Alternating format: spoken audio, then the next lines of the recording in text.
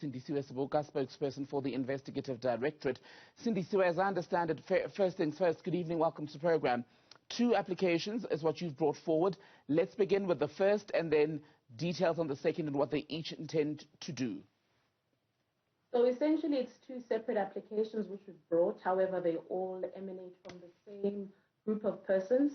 The first one pertains to the Investigating Directorate trying to get the assets to be preserved and later forfeited of Optimum Coal Holding, which owns Optimum Coal Mine as well as Optimum Coal, one of the other terminals there.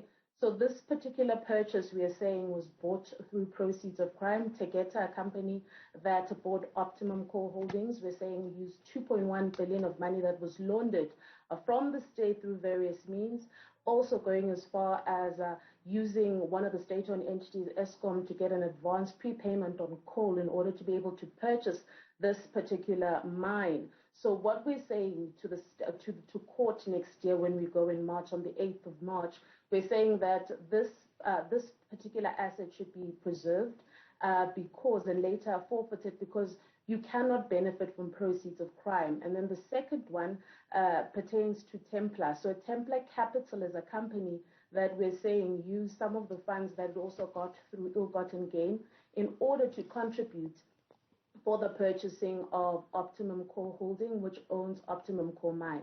So what we're saying is that essentially in a nutshell that Optimum Coal Mine as well as the terminal should be preserved and later forfeited to the state because we cannot allow that particular situation to continue where people are benefiting from proceeds of crime. We must also state that Optimum Coal Mine is currently under business rescue, so they are also cited in the application before court.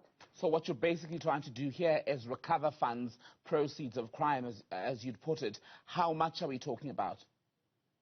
So for starters, 2.1 billion was the sum total used in 2016 to purchase Optimum Coal Mine. We yet to assess the full value of Optimum Coal Holdings in total, meaning the mine as well as the terminal, as I stated, and also the claim that Templar purportedly has against the mine.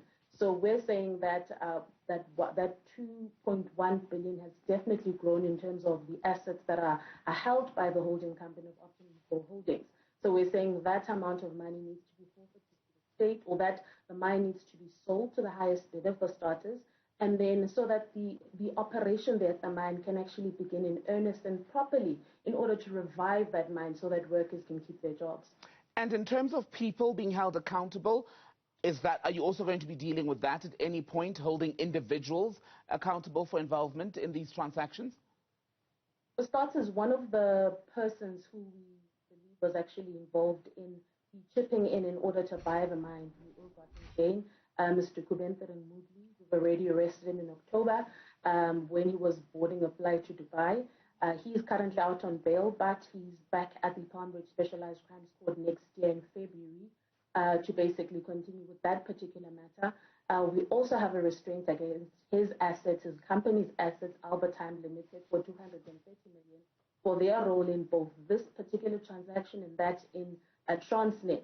So what we're trying to unravel, state capture was a complex phenomenon. So what you find in dealings that happened at Eskom happened in Transnet, and we found the same characters here in this particular transaction.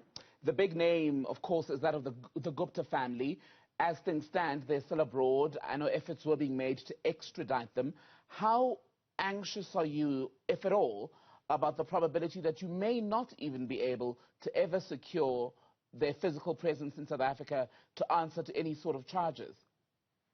We're very confident that we're doing our utmost best. This is one of the assets that we know for sure they had an interest in. Tegeta Exploration, the company that actually partly owns this mine, which we actually brought to court, which owns this particular mine, is one of the companies which the Gupta family used various funds in order to own. That's what we're alleging before court. Also, the money that was used to purchase this particular mine, we've seen through financial flows in our investigation that IJ Gupta's son, in particular, through a company called Flynn, was actually part and parcel of the funding to getting this mine. So we know that their vested interests are in this mine, as well as other assets like the plane that we've been able to restrain through the unlimited restraint order, the Saxon Road property, and various other properties that they own through Island Site in a separate matter. So whether we get the Guptas back or not, their assets that are currently in the country are being taken, and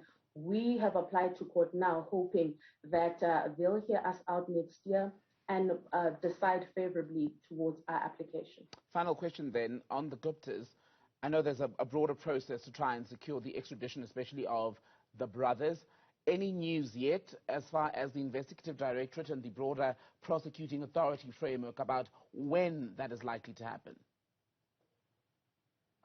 So our last update that we've actually communicated is that we are still waiting confirmation or some form of a response from Interpol in terms of what they've decided. You'd recall that Interpol had said that they're still deliberating on our application, and then they'll let us know should we need to furnish any further particulars, which we have. So now it's a waiting game. Until Interpol says they can help us, we're waiting. Sindisiwe Seboka, thank you so much for speaking to us tonight on that developing story. Confirmation then that the prosecuting authorities in this country, the Investigative Directorate, is going for those Gupta assets linked to Optimum Coal.